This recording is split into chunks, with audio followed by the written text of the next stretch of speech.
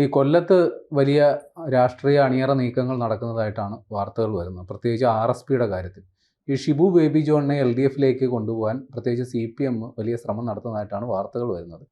RSPയിൽ നിന്ന് പ്രേമചന്ദ്രനെ BJPക്ക് നോട്ടമുള്ളതായിട്ട് പറയുന്നു. അപ്പോൾ ഇനി ചുരുക്കി പറഞ്ഞാൽ പ്രമുഖരായ രണ്ട് നേതാക്കളും ഇല്ലാണ്ടാകുന്നതോടുകൂടി RSP എന്ന് പറയുന്ന പാർട്ടി തന്നെ അപ്രസക്തമാകുന്നൊരു സ്ഥിതിയിലേക്ക് വരും. അതിനുള്ള സാധ്യതയുണ്ടോ? അതിൽ ഞാനും അപ്പനും സുഭദ്ര എന്ന് പറയുന്ന പോലെ അല്ലേ? പ്രേമേന്ദ്രനും അസീസും ഷിബു ബേബി ജോണും അവർ മാത്രമായിരുന്നു ഇതിലുണ്ടായിരുന്നു. ഇപ്പോൾ അസീസ് പ്രായാധിക്യം മൂലം അദ്ദേഹം വിശ്രമത്തിലേക്ക് മടങ്ങി. പിന്നെ ഉള്ളത് ബാബു ദിവാരനാണ്. ഒരു കാലത്ത് വലിയ ശക്തിയായിരുന്നു ബാബു ദിവാരൻ. പക്ഷേ കഴിഞ്ഞ തവണ നൗഷാദിനെതിരെ നിന്ന് ഇരവരുത്ത് പരാജയപ്പെട്ടു. അപ്പോൾ ഇപ്പോൾ ഈ പറഞ്ഞതുപോലെ പ്രേമേന്ദ്രനും ഷിബു ബേബി ജോണുമായി ചുരുങ്ങിയിരിക്കുകയാണ്. അപ്പോൾ പ്രേമേന്ദ്രൻ MP ആയി തുടരുന്നു. അദ്ദേഹത്തിൻ്റെ തുടർച്ചയായി കുറേ വർഷങ്ങളായി അദ്ദേഹം കൊല്ലത്തിൻ്റെ MP ആയി നിൽക്കുകയാണ്. ഷിബു ബേബി ജോൺ ഇപ്പോൾ സിനിമാ നിർമ്മാണവും ഒക്കെ ശേഷം അസീസിന് ശേഷം ഇപ്പോൾ RSPയുടെ അധ്യക്ഷ സ്ഥാനം ഏറ്റെടുത്തിരിക്കുകയാണ്. ഷിബു ബേബി ജോണൊക്കെ ഞാൻ മനസ്സിലാക്കുന്ന അവരൊക്കെ രാഷ്ട്രീയത്തിൽ സജീവമാണോ എന്ന് വേറെ സംശയമുള്ളൊരു സമയമാണ് ഇപ്പോൾ. അവരൊന്നും ഒരു സമരത്തിന്റെ ഭാഗമായിട്ട് ഒന്നാമത് ഇപ്പം UDF ഒരു സമരരംഗത്തും ഇല്ല. LDFിനെതിരെ സർക്കാരിനെതിരെ പ്രതിഷേധിക്കേണ്ട ഷിബു ബേബി ജോൺ ഏറ്റവും ഒടുവിൽ വാർത്തയിൽ താരമായത് മറ്റേ സിനിമ ലിജോയുടെ സിനിമ പ്രൊഡ്യൂസ് ചെയ്ത് നമ്മുടെ മോഹൻലാൽ അഭിനയിച്ച സിനിമയുടെ പേര് വരെ അല്ല. ഇപ്പൊ ഷിബു ബേബി ജോൺ ഒടുവിൽ ചർച്ചയായത് മലയക്കോട്ടെ വാലിബൻ അതിന്റെ പരാജയവുമായി ബന്ധപ്പെട്ടിട്ടുള്ള അതിന്റെ PR വർക്ക് വലിയ ഹൈപ്പിൽ വന്നു. പടം അത്രയ്ക്ക് ക്ലിക്കായില്ല. അപ്പോൾ മാത്രമാണ്.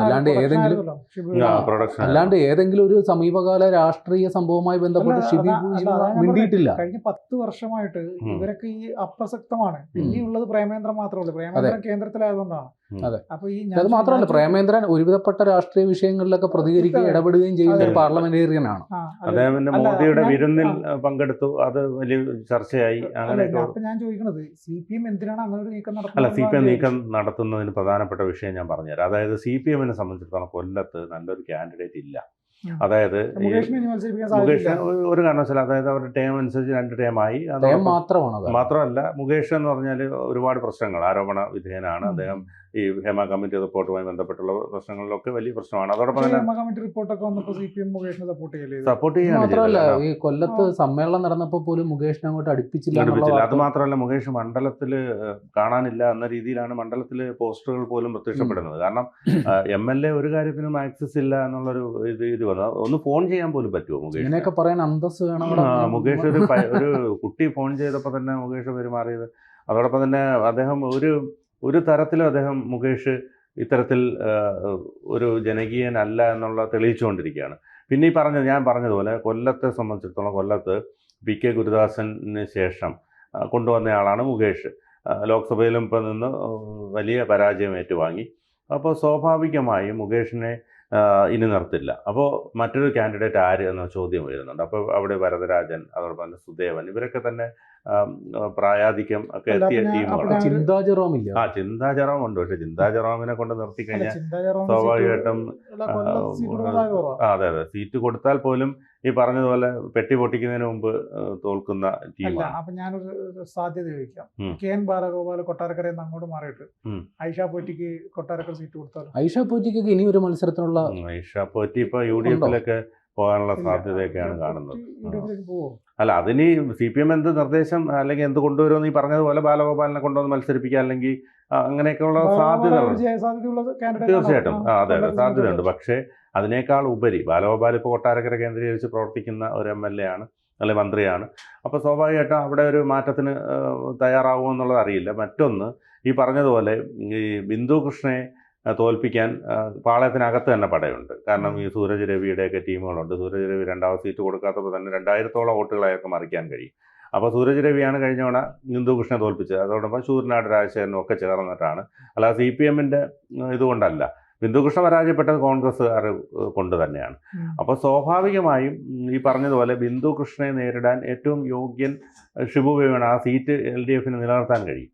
അപ്പോൾ അതുകൊണ്ട് കഴിഞ്ഞ തവണ 1500 വോട്ടിനാണ് മുകേഷ് ജയിക്കുന്നത്. മുന്നണിക്ക് അവകാശവാദം പറയാം, ഒരു പാർട്ടിയെ കൊണ്ടുവന്നുള്ളത്. അതെ, ഒരു പാർട്ടിയെ കൊണ്ടുവന്നു. അല്ല, ഒറ്റയ്ക്കാണ് വരുന്നെങ്കിലും അന്ന് ഉമ്മൻചാണ്ടിയാണ് RSPയെ അങ്ങോട്ട് ചാടിച്ചത്. അപ്പോൾ വർഷങ്ങളായിട്ട് ഇടതുപക്ഷ പാരമ്പര്യമുള്ള ഒരു പാർട്ടിയാണ് RSP. കൊല്ലത്തിന്റെ മണ്ണിൽ വേറുള്ള ഒരു പാർട്ടിയാണ്. അപ്പോൾ അതുകൊണ്ട് RSPയെ കളത്തിൽ ഇറക്കാനും കൂടെ CPM-ന് കഴിയും. ഒരു മന്ത്രിസ്ഥാനം കൊടുത്താൽ മതിയല്ലോ ഷിബു ബേബി ജയിച്ചു കഴിഞ്ഞാൽ. കഴിഞ്ഞ തവണ UDF 5 സീറ്റ് കൊടുത്ത് 5-ലും പരാജയപ്പെട്ടു. 5 സീറ്റ്, പിന്നെ പ്രേമേ 5 സീറ്റ് കൊടുത്തിരുന്നു. അത് അവർ പറയുന്നത് ജയസാധ്യതയില്ലാത്ത സീറ്റാണ് എന്നൊക്കെയാണ് അവർ പറയുന്നത്. പക്ഷേ ചവറ, ഇരവിപുരം, പിന്നെ കുന്നത്തൂർ,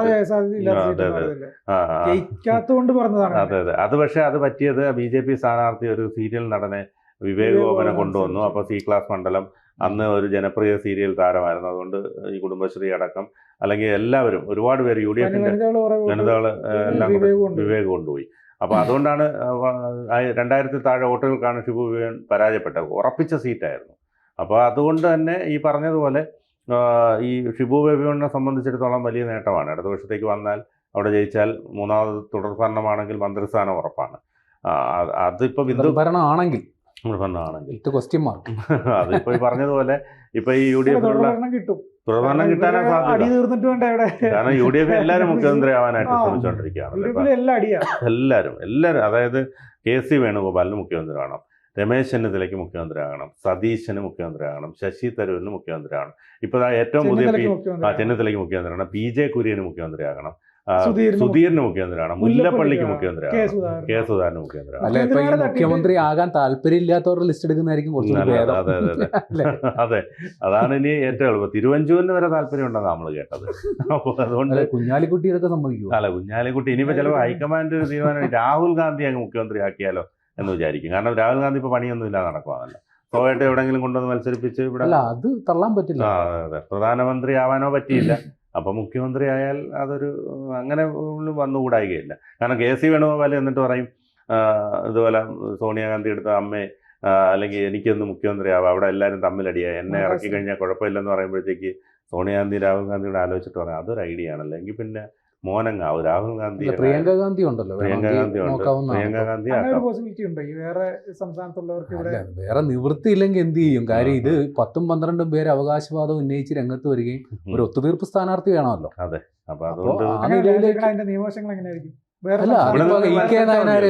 EK നായനാർ മുഖ്യമന്ത്രി ആയത് എങ്ങനെയാ തെരഞ്ഞെടുക്കപ്പെടാൻ? അയാൾക്ക് ഇവിടെ കേരളത്തിൽ വോട്ടവകാശം ഇല്ലാത്ത ഒരാൾക്ക് കേരളത്തിന്റെ മുഖ്യമന്ത്രിയായിട്ട് അതൊരു സാധ്യതയാണ്. ലോക്സഭയിലേക്ക് നമുക്ക് എവിടുന്ന് വേണമെങ്കിലും മത്സരിക്കാം. ഒരു സംസ്ഥാനത്തിന്റെ അന്വേഷിക്കേണ്ടി വരും. അപ്പോൾ ഈ പറഞ്ഞതുപോലെ RSP ഇങ്ങനെ ശിഥിലമാകാൻ പോകുന്നു എന്ന രീതിയിലുള്ള വാർത്തകളാണ് പുറത്തു വരുന്നത്. ഷിബു ബേബി ജോണുമായി അനൗദ്യോഗിക ചർച്ചകൾ LDF നടത്തിയെന്നുള്ള വിവരങ്ങൾ ലഭിക്കുന്നു. അപ്പോൾ അത് ഏത് തരത്തിലായിരിക്കും ഇനി വരിക എന്നുള്ളത് കാത്തിരുന്ന് കാണേണ്ടി വരും. നിലവിലേക്കായിട്ട് ബിന്ദുകൃഷ്ണനായിരിക്കും ഇപ്പോൾ നടക്കുന്നുണ്ടാവും. ബിന്ദുകൃഷ്ണൻ ഒരു വശത്ത് ഈ സ്വന്തം പാളയത്തിലുള്ളവരെ തന്നെ തോപ്പിക്കാൻ നിൽക്കുന്നു.